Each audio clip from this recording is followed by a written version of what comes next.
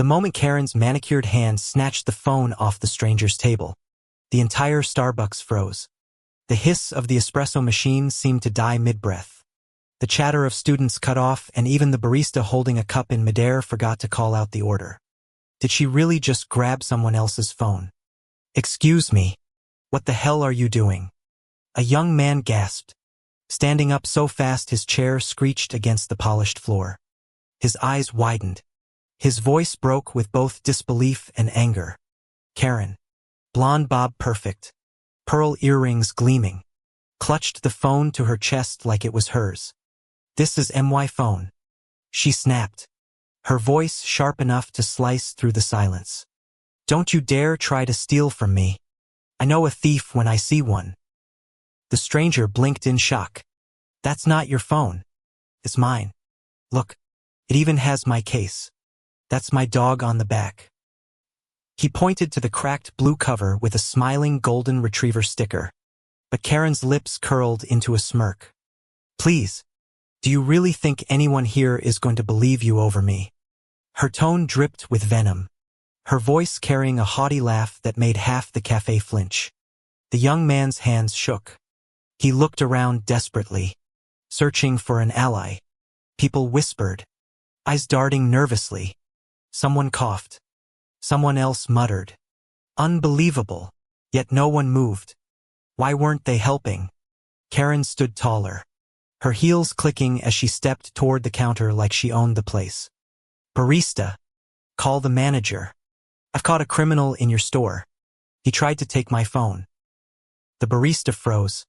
The tension was unbearable, thick like storm clouds pressing against glass windows. I swear, even the jazz playlist humming faintly from the speakers sounded sinister now. The young man exhaled sharply, pulling out his wallet. "Fine. If you want proof. It's unlocked with my face." He turned to Karen, his voice trembling but steadying with courage. "Hand it back. Right now." Karen laughed, a sharp, high-pitched sound that grated. "Oh, I don't think so. You're probably trying to trick me.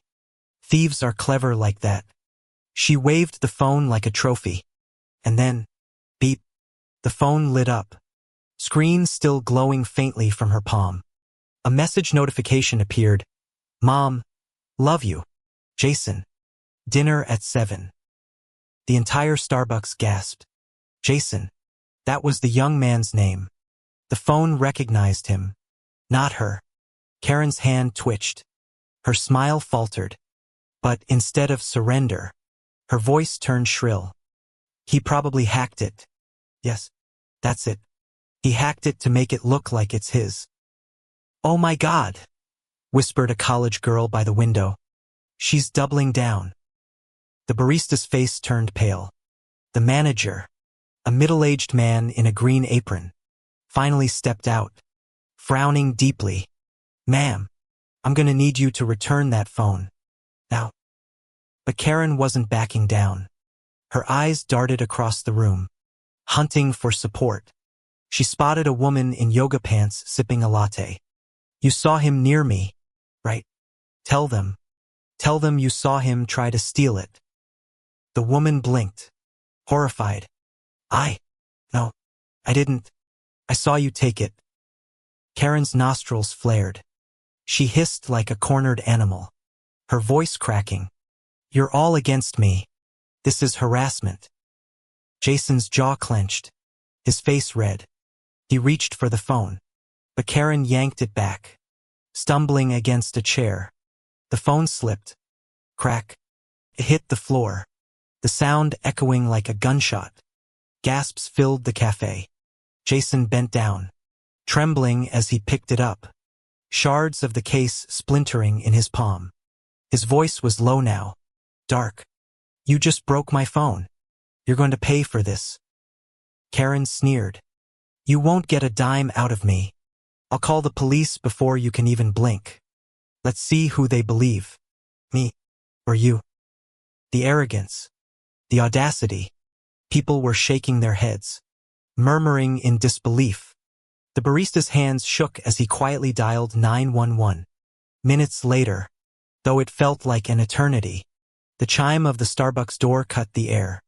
2 officers walked in, uniforms sharp, radios crackling faintly. The cafe fell into a hush so heavy you could hear every breath. Karen's entire posture shifted in an instant. She straightened her back, softened her voice, even forced a trembling tear into her eye. "Oh, thank God you're here," she cried, rushing to them dramatically. "This man, this thug, tried to steal my phone. He's dangerous. Arrest him before he hurts someone." Jason's mouth fell open. His hands trembled, fists clenching. "That's a lie." His voice cracked with desperation. "She stole it from me. That's my phone." The officers exchanged glances. One of them, Officer Daniels, stepped forward. "Ma'am, can we see the phone?" Karen beamed, strutting like she'd already won. She held it up proudly. "Of course. Here. You'll see. I'm the victim." Officer Daniels pressed a button. The screen lit up. "Face ID required." He turned to Jason. "Sir." Jason leaned in. The phone scanned his face and unlocked instantly. Gasps exploded. Someone clapped. Someone else muttered. Finally. Karen's smile collapsed. Her hands flailed. "Wait. No. That's not possible. He hacked it. I swear he hacked it." Officer Daniels' voice was ice. "Ma'am, I need you to step aside.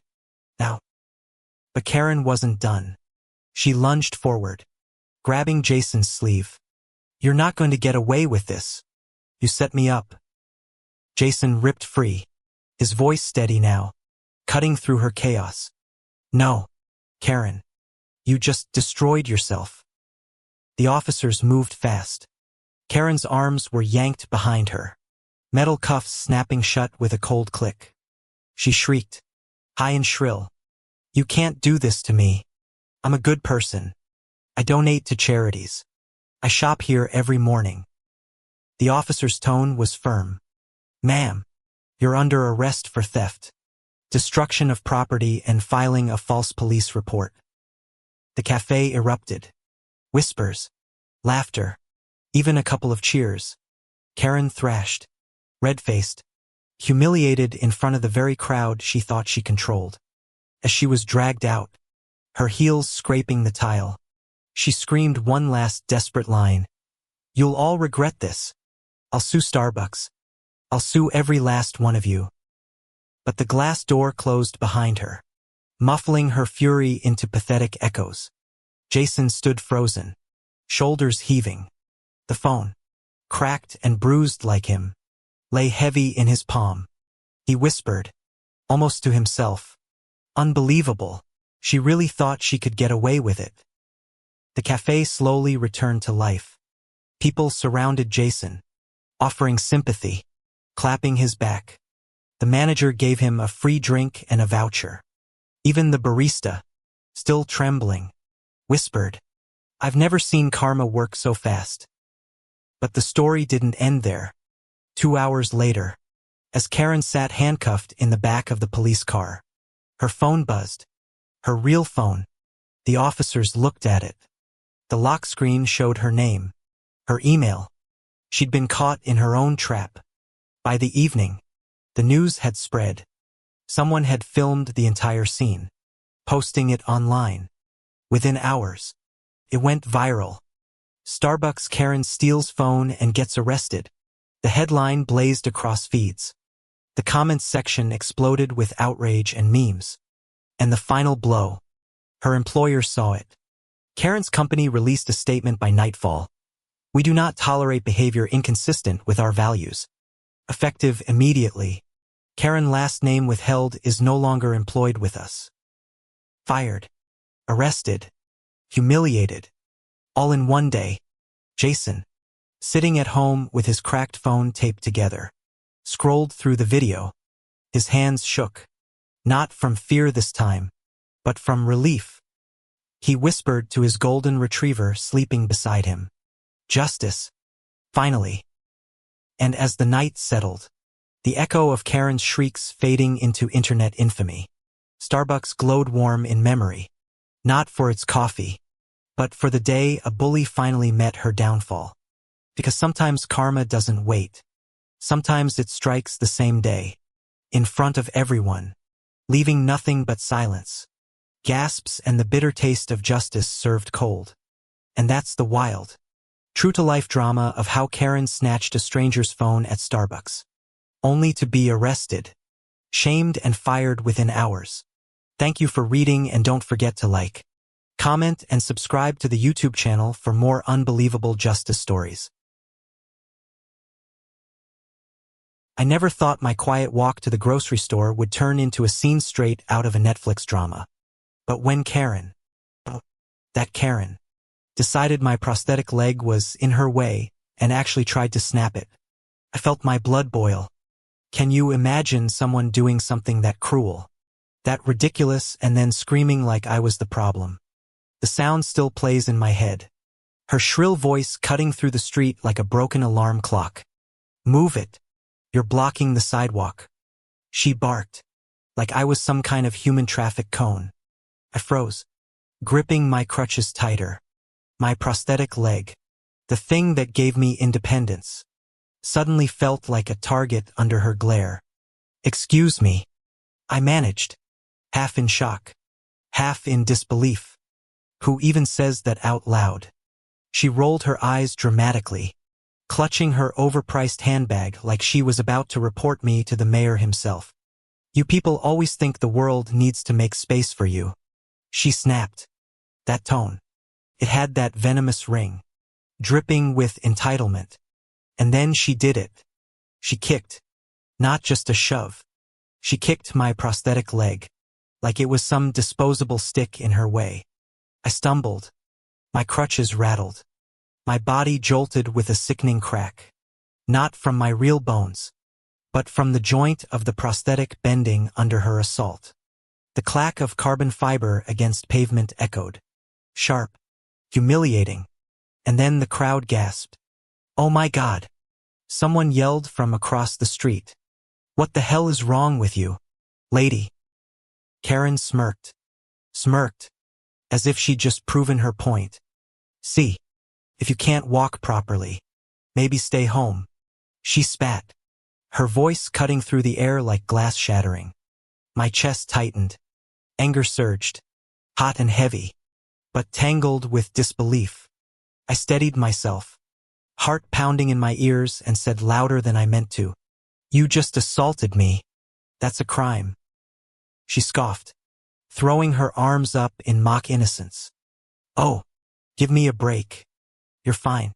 Don't be so dramatic. Fine. Did she not see the crack? Did she not hear it? My prosthetic leg cost more than her designer purse. Hell, more than her car. This wasn't just about money. This was about dignity. The sidewalk buzzed with voices now. People muttering. Phones clicking on. Recording. I could hear whispers. Is she serious? That poor guy. She's gonna regret that. And then came the twist. An older man stepped out of the crowd. Silver hair slicked back. Eyes blazing with fury. He shouted. I saw everything. I'm a retired cop. Lady, and you just committed felony assault. You think you're walking away from this? Karen's face drained of color. For the first time, her smirk faltered. Felony. Please, don't exaggerate. She stammered, but her voice shook. She knew she was in trouble. Felony. I repeated under my breath, my pulse racing. My anger twisted into a strange cocktail of fear and grim satisfaction. This wasn't just me versus Karen anymore. This was turning into something bigger. The man pulled out his phone, already dialing. You're not going anywhere. Cops will be here in 5. Karen panicked. She grabbed at my crutches, like she could physically push me off balance and make me disappear before help arrived. Stop recording me. She shrieked at the onlookers, her voice hitting that glass-breaking pitch again. I yanked my crutches back with all the strength I had. My breath came heavy, uneven, the adrenaline surging. You think you can break me? You think you can just snap me in half like some toy? My voice shook, but it carried. People heard. And their phones. God, I saw at least 10. Were catching every second. And then came the sirens. Oh, sweet justice. The wail of approaching sirens slicing through the street. Karen froze. Deer in headlights. She muttered under her breath. This is insane. I didn't do anything. 2 police cruisers screeched to a stop at the curb. Officers jumped out. Hands firm on their belts. Eyes sharp. The retired cop waved them down like a signal flare. That's her. She assaulted him. Snapped his prosthetic leg right off him. The officers turned to me. Sir, are you okay? I nodded, though my throat tightened. I'm shaken, but yeah. She attacked me. Out of nowhere. And Karen. She did what every Karen does in the Netflix finale moment. She tried to flip the script. She pointed at me and screamed. He was blocking the sidewalk. He threatened me. What? My jaw dropped. Threatened you? You literally tried to kick my leg off. The officers weren't buying it. One of them raised an eyebrow and asked the crowd, anyone record this? Hands shot up. Phones glowing like fireflies. And suddenly, Karen wasn't the star of her own story anymore. She was the villain. Cornered. Exposed. Unraveling under the gaze of half the block. One officer stepped closer to her. Ma'am, you're under arrest for assault and destruction of personal property. His voice was calm, almost cold. Karen's scream pierced the air. No, you can't do this to me. I'm the victim here. Hands behind your back, he ordered. And when the metallic click of the handcuffs echoed, the crowd erupted. Some gasped. Some muttered. Good. And me. I let out a shaky laugh I didn't know I'd been holding in. Relief. Anger. Vindication. It all tumbled out in that one breath. But just when I thought it was over, another twist surfaced. The retired cop leaned in and whispered, press charges. Son, don't let her lawyer spin this. Make it stick. Press charges. The words hit like a drumbeat. For years, I'd swallowed insults. Let ignorance slide. Told myself, pick your battles. But standing there, leg cracked, dignity bruised, hearing the cuffs close on her wrists, I realized this wasn't just my battle. This was bigger. Karen thrashed against the officers, shrieking, do you know who I am? And someone in the crowd shouted back, yeah, you're the woman who attacked a disabled vet.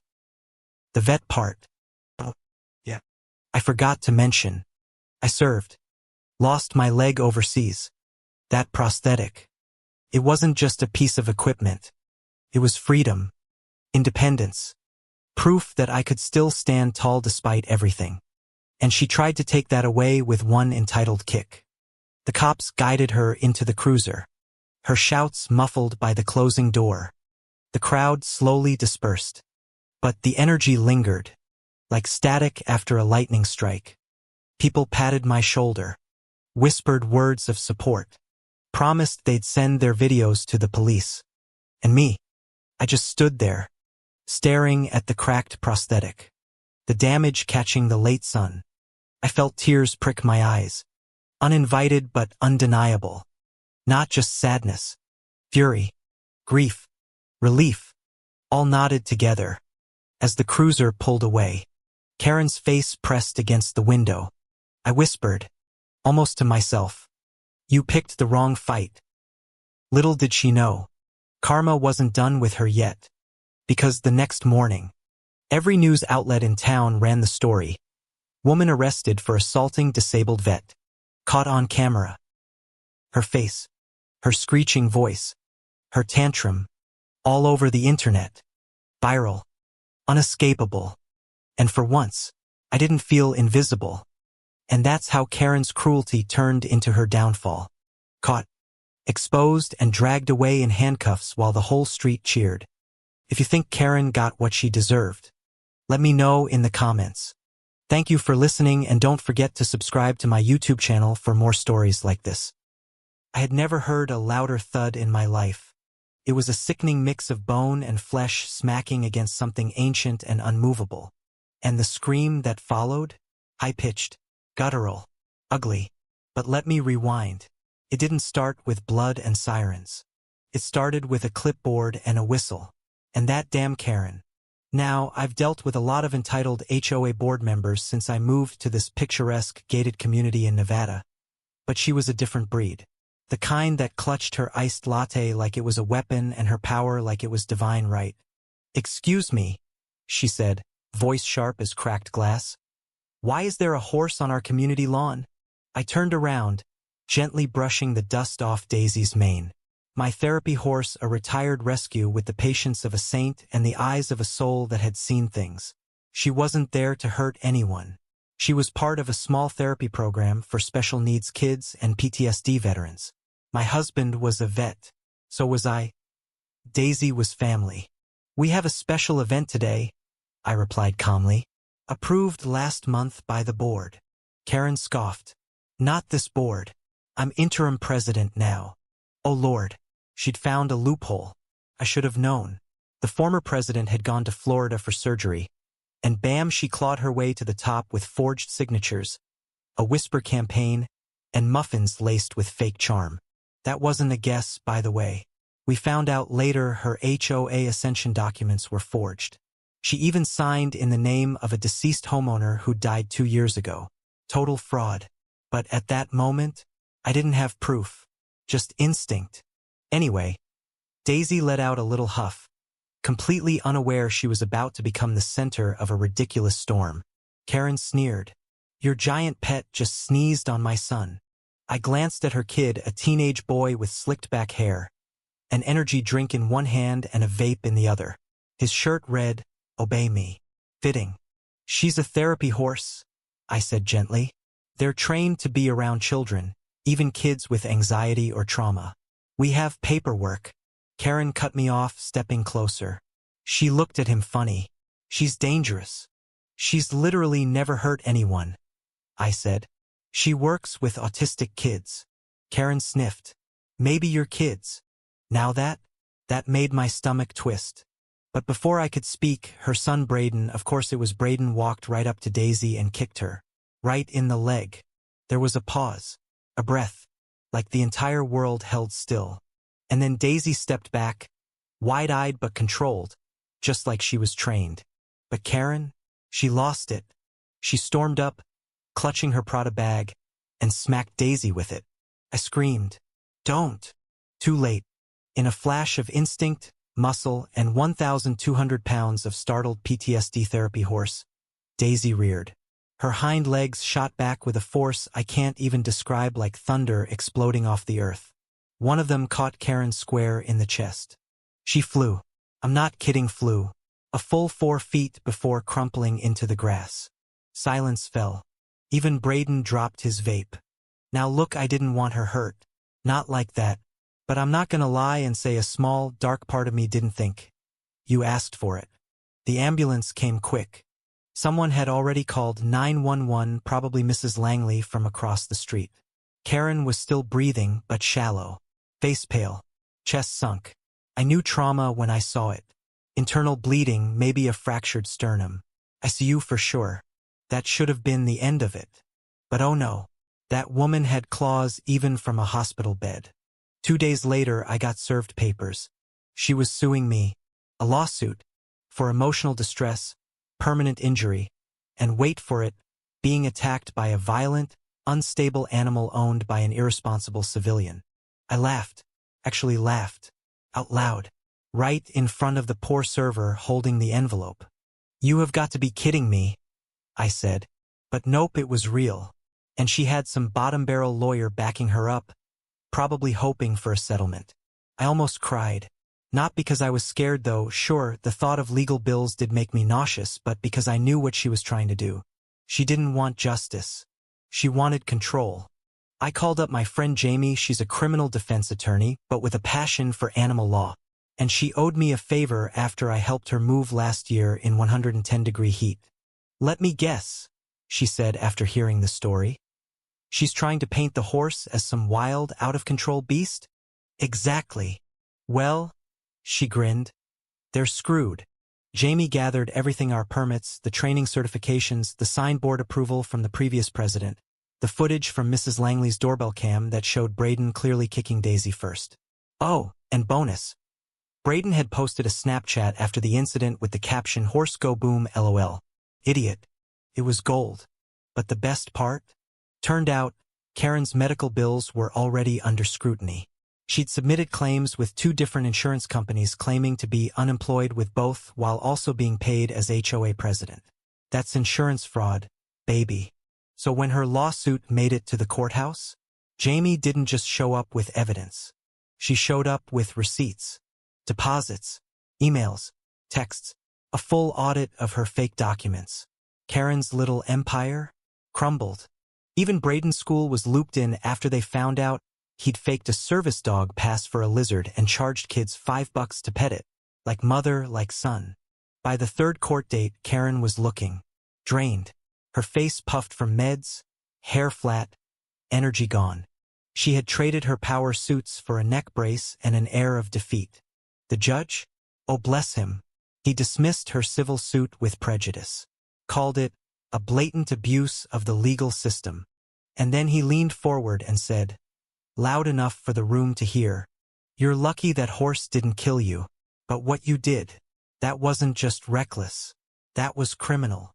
He referred her case to the DA's office for animal cruelty charges. The gasp in the courtroom? Priceless. Karen's face turned ghost white. For the first time since I'd met her, she didn't have a comeback. Not a word. Not even a glare. The courtroom was dead quiet as the judge banged his gavel, and the bailiff escorted her out, not in cuffs yet, but with her head low and shoulders slumped like the weight of all her lies had finally settled on her back. Outside the courthouse, the sun was blazing. Nevada heat has a way of melting your pride right off you. Braden was waiting on the steps, chewing gum like it was a nervous tick. When he saw his mom, he didn't say a word, just held open the car door while she slid in silently. As for Daisy, oh, she's doing just fine. Back to munching on apples and standing still for little hands that tremble with anxiety and hearts that beat a little too fast. We even framed her hero photo, a still from the doorbell cam right after the incident. Ears up, stance strong, like she knew justice was on its way. 3 weeks later, the HOA held a special election. Karen's presidency? Terminated. Officially and unanimously. Every signature on the recall petition was real this time. The fraud charges stuck. She pled out to avoid jail, but the fine was steep. Over $20,000. And she had to complete 200 hours of community service, most of it at an animal rescue. Oh, the irony. Braden? Transferred schools. Word got around about the horse kicker. And apparently, his new school has a strict zero-tolerance policy on animal cruelty. Rough start. As for me, I'm not a petty person, okay, maybe a little. I printed bumper stickers that said, "Respect the hoof, ask Karen." Sold out in 2 days. People ask me all the time if I regret what happened.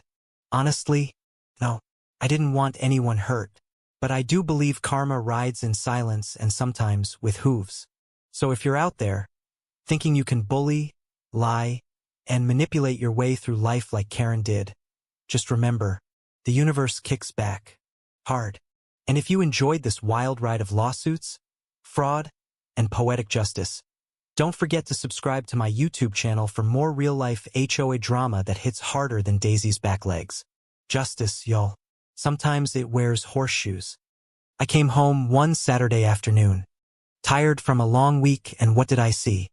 My backyard, my private backyard, was swarming with strangers in swimsuits, splashing, laughing and blasting music like it was some kind of neighborhood resort. And in the center of it all, a massive, freshly built pool, shimmering in the sun as if it had always belonged there. I froze. My jaw literally dropped. What the hell is this? I whispered, then shouted louder. What the hell is this? Karen. Of course, it was Karen, the self-appointed queen of the homeowners association, standing by the poolside with a clipboard, sunglasses, and that smug little grin plastered across her face. She didn't even flinch when I stormed up. She just tilted her head like I was a child throwing a tantrum. "Oh, you're back early," she said, like I was the intruder. "Isn't it wonderful? We decided the neighborhood deserved a community pool. And your yard had, well, the perfect dimensions." My blood boiled. I could barely breathe. "You built public pool in my backyard without even asking me." She gave a dramatic sigh, as if I were the unreasonable one. "Don't be so selfish. Think about the families, the children, the community spirit. It's not your yard anymore. It's our yard. You should be thanking us." The sound of water splashing, kids screaming, and music thumping made my skin crawl. I gripped the fence post so hard my knuckles went white. Strangers were lounging in my chairs, tracking wet footprints across my deck, dripping soda on my patio stones. I wanted to scream. I wanted to throw everyone out that instant. But Karen, she leaned in closer and whispered so only I could hear, "You try to shut this down and I'll make your life here a living hell. Trust me, Ken." I trusted her.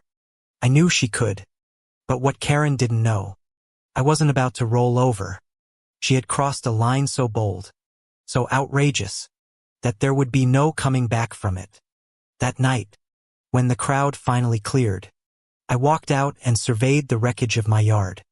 Empty soda cans, mud tracked everywhere, chlorine stinging the air, and the pool, a monstrosity of concrete and tiles where my vegetable garden used to be. I sat down on the edge of the ruined flower bed and buried my face in my hands. My heart was pounding, my breath shaky. How could this even happen? How could anyone think this is okay? But then a thought hit me like lightning. Karen thought she was untouchable, shielded by her homeowners association rules and cronies. But she'd made one colossal mistake. She tampered with private property without consent. That's not just rude. It's illegal. So I started digging. The next morning, I called the county office. My voice was shaking, but I steadied it. "Hi. Yes. I need to report an unauthorized construction project on my property." The clerk paused. "On your property?" "Yes." I snapped. "There's a pool. A whole damn pool. Built without my permission." That got their attention.